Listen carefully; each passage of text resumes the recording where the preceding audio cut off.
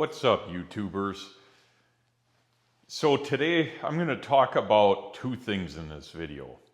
One is how to stay motivated, and two, give you guys a homework assignment. Now, this is an educational channel and I'm trying to teach you guys stuff, and what's a good classroom lesson without a bunch of bullshit homework you can do at home? Except this isn't bullshit homework, this actually serves a purpose. So before we talk about the homework assignment, I want to talk about how to stay motivated. Now, I know that, running beads on plate, like you see me doing a bunch of videos, like it sucks. Like it's not A, building anything, and B, it seems like it serves no purpose. I mean, after you can run a couple beads in a straight line, like say on this plate, like how many of these do you want to do before it's no longer fun? And I totally get all of that. But the whole point of learning how to weld is to master the basics so that the complex becomes more basic, or the harder becomes easier, if you want to look at it that way.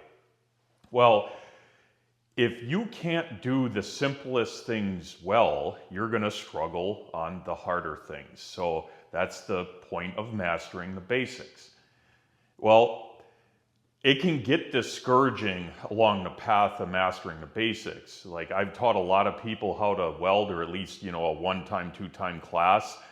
And then it's kind of up to them, just like it's up to you guys, to take the information that I've provided you in the lessons and the videos.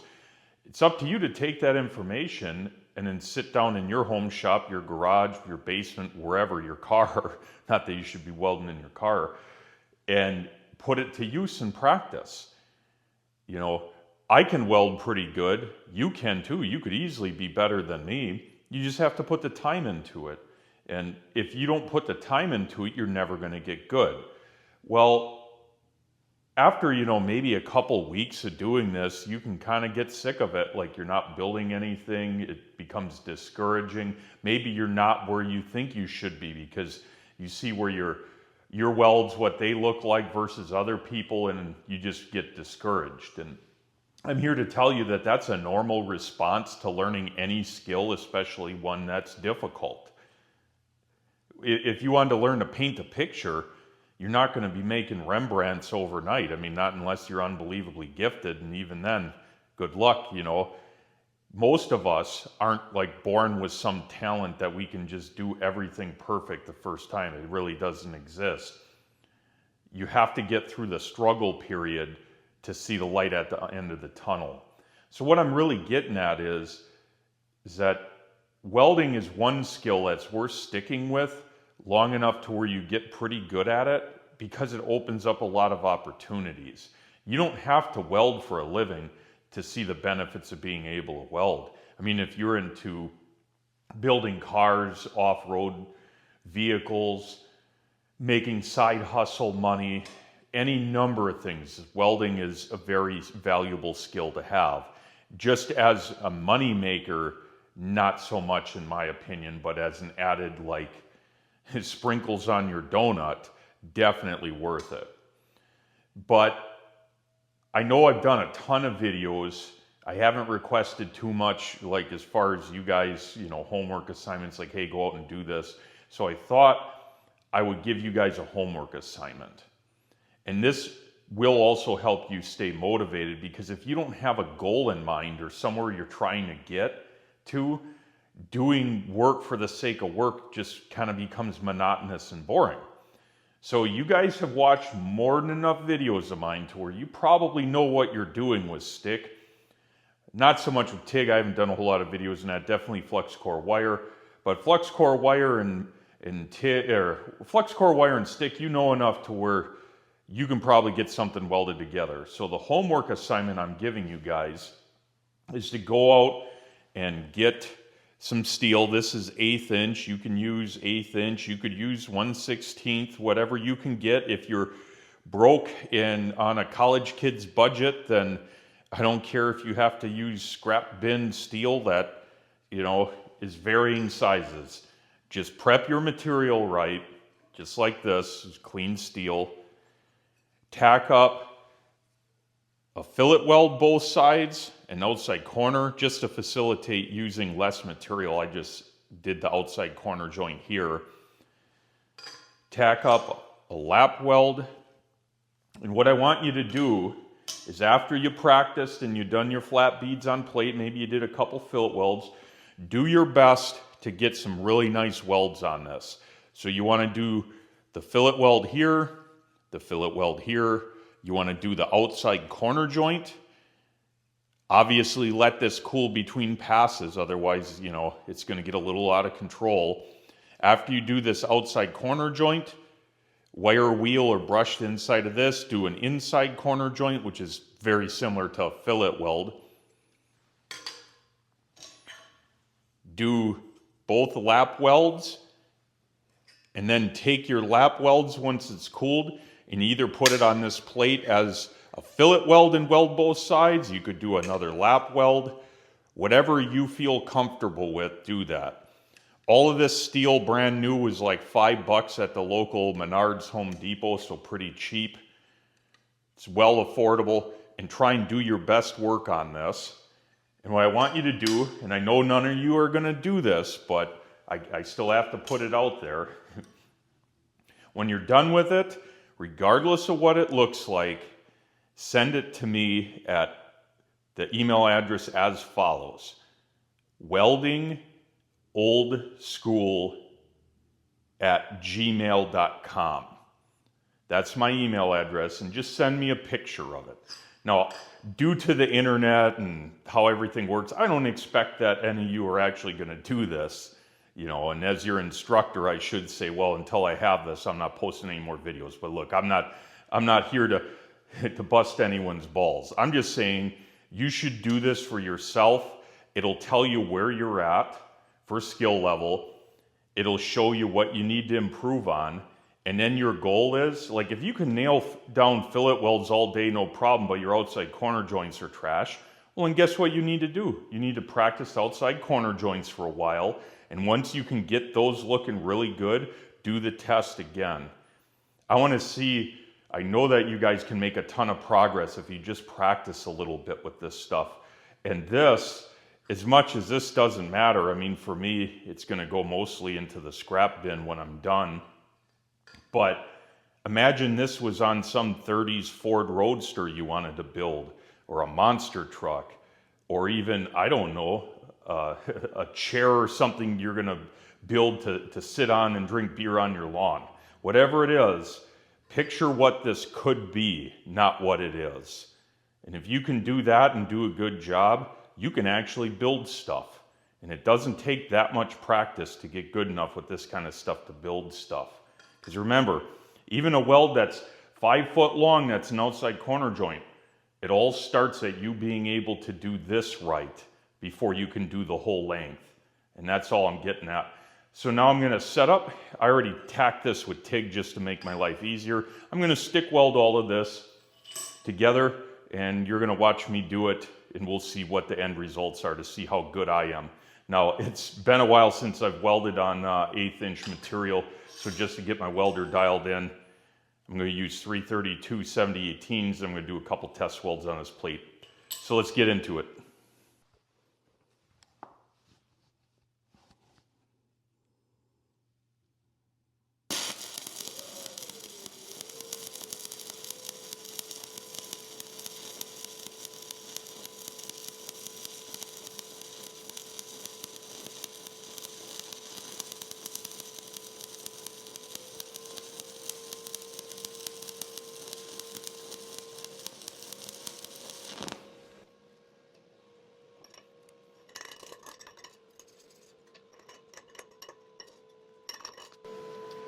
All right, so I got a little bead on plate. It seems a little bit on the cold side, so what I'm going to do, I'm at 75 amps.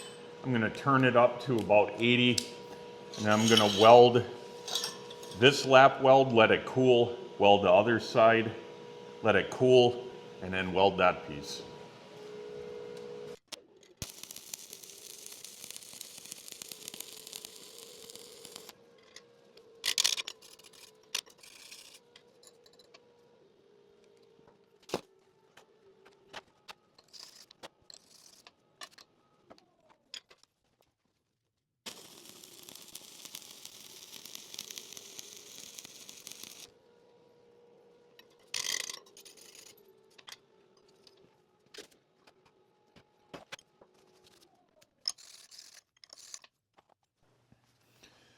All right, I think this was my first pass. Not looking too bad. Bottom toe line's a little bit cold. I could have ran, I don't know, 85 amps. I'm definitely going to bump it up for the fillet weld. Here's the second pass. Not perfect, but looking pretty good. Ran it up over the edge. So again, not too bad. Let's get set up. And we're going to do our fillet weld and outside corner. So I'm going to do the fillet weld first pass at 85 amps.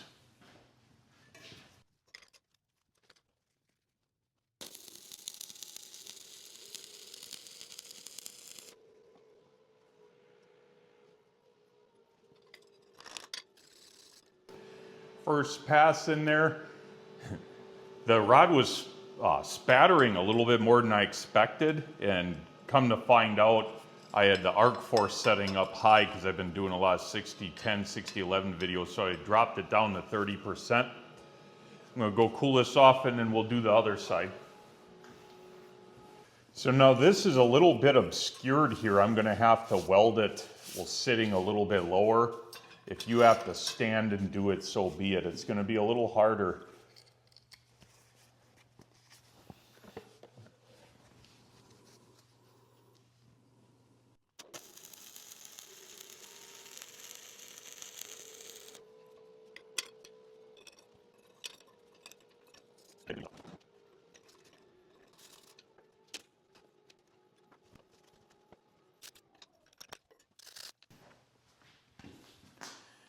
Ran a tiny little weld in there, probably difficult to see. Looks pretty good. Could have definitely boosted the amperage up with no arc force, put a lot less heat. Looking real good so far. Heat affected zone lines are exactly what you want to see, so not bad. Now I'm going to run an outside corner joint, and I'm going to use these rods and run both of them and have a restart on the top. Restarts are part of life, get used to them. You don't have to make every weld perfect. With no restart, you're gonna end up throwing away a lot of useful rods. And sometimes, like any longer weld than a couple inches, you're gonna have to do a restart anyways, so get used to them.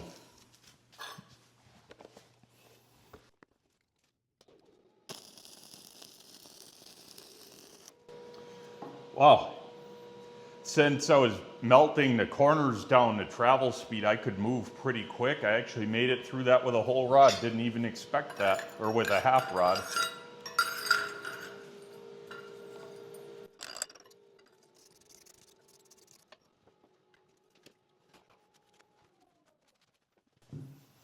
So let's take a look at what we got here on this guy.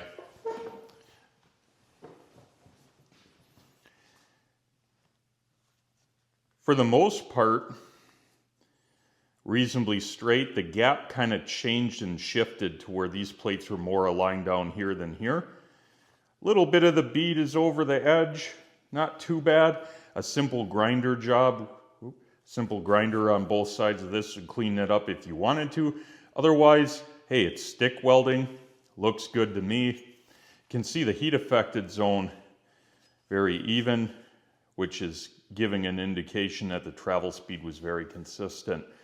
For inside penetration, let me brush it so you can see better.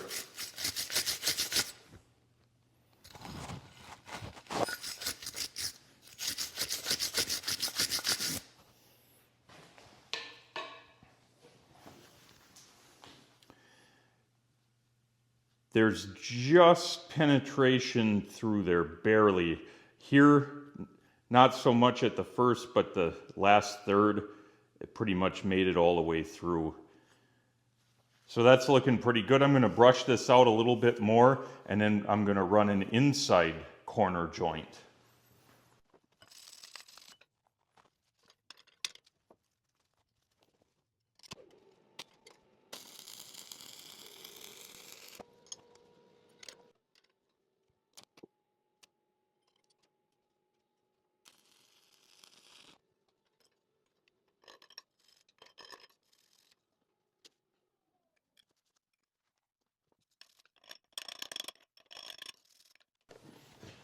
So let's take a look at that. Imagine that I made a mistake. So our outside corner looking good.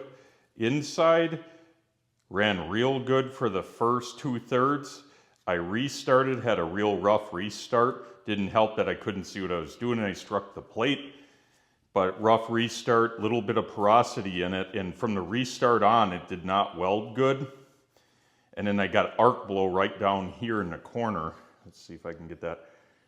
You can see where the buckshot and stuff flew out, which I kind of half expected because this melted through pretty good. What I should have done is taken an angle grinder and cleaned up the metal that melted through rather than just trying to weld over it. Certainly would have helped with the arc blow.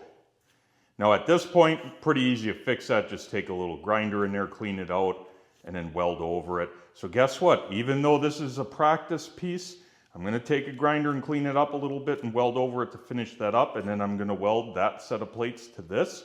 And we're going to finish the video up.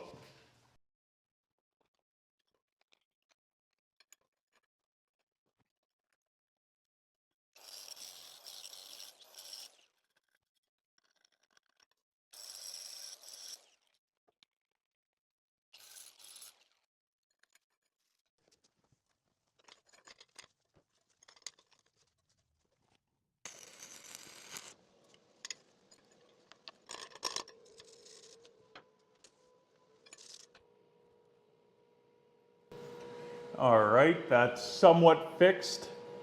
Welded over the top of that, did grind it back, knocked some of the slag and or the buckshot BB spatter. Not too bad, not perfect. Let's go. And what I'll do is I'm going to weld this to redeem myself.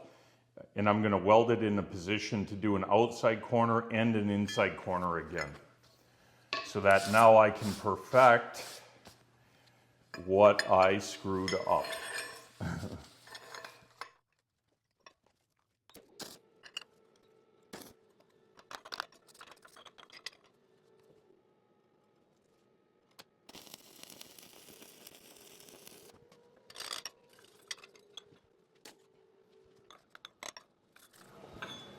So let's take a look at that. The outside corner joint looks pretty good. Let's take a look. I haven't even looked at the back side. I can get that to focus. There we go. Virtually no melt through, which is good. In a sense, if I wanted melt through, I should have used a little bit of a gap, so having it that tight is good. Since I'm going to be welding the inside of it, by not having all of that potential slag and trash that's in there, the chance of arc blow is going to be a lot less.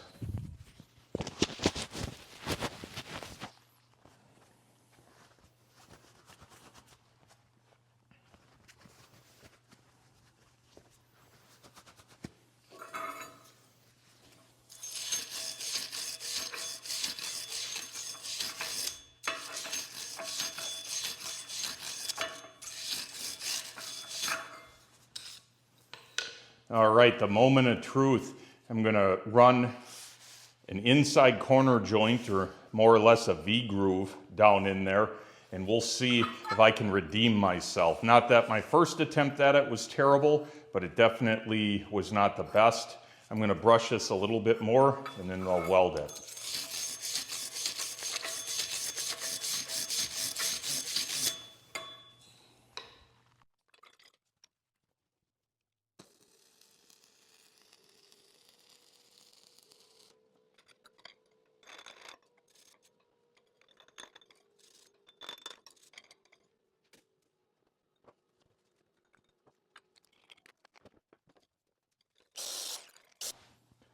All right, so let's take a look at what we got. My first lap weld, not too bad. Could be a little bit better. Should have boosted the amperage up or slowed down. Here's my outside corner. This is the second one I did. That's looking pretty good. A little bit of slag left on that. Take a look at the back side. Second lap weld, much better than the first. Here's that second inside corner joint. Flowed out a lot better in there because I wasn't welding over that like scum that I couldn't clean out on this one here. So that's looking okay. Not the best, not the worst. This outside corner joint's okay. Fillet weld looks pretty good. Pretty small weld for what it is. This inside corner joint, or well, fillet weld also looking pretty decent. This is that inside corner that was a little rough. I cleaned it out, ground it out, restarted. Still a little bit rough. You can see where my restart was cold. So yeah, there you have it. Is it perfect? No. Could I make this absolutely perfect like a laser or a machine did it? Yeah, if I did one or two more of these, I definitely could. For 1/8 inch thick steel like this, I generally will either flex core wire or TIG it. I don't commonly weld this with stick, but if all you got is stick, hey, use it. It's doable. All of these welds are pretty strong, for the most part defect free. And again, like I said, are they perfect? No. And that's the point of me showing you this, is that I have a decent skill with stick welding and I still make mistakes. And it's more about what you do with them than not making them at all. And the more you practice, like I said, if I did 2, 3 more of these just like this, it would look like a machine did them because I would dial things in. I mean, numerous places it could use 5 more amps or so, maybe 10. So a little bit on the cold side.